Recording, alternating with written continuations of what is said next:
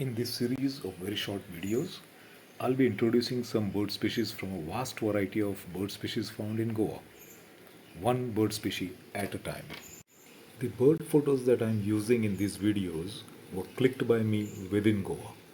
The number of recorded bird species found in India is 1364, and in Goa the number is 483. This is 35% of the total number of bird species found in India.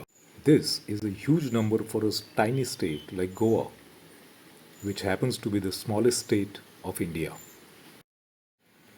Seen in this photo is Indian roller.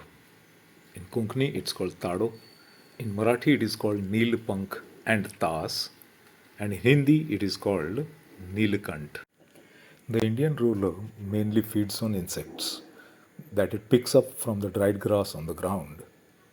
It is often attracted by wildfires and it darts into the hot smoke in pursuit of insects.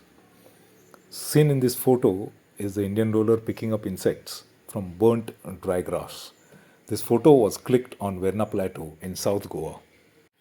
The Indian roller derives its name from the male's aerial courtship display of twists, turns, and rolls to attract the female. Its breeding season is from March to June.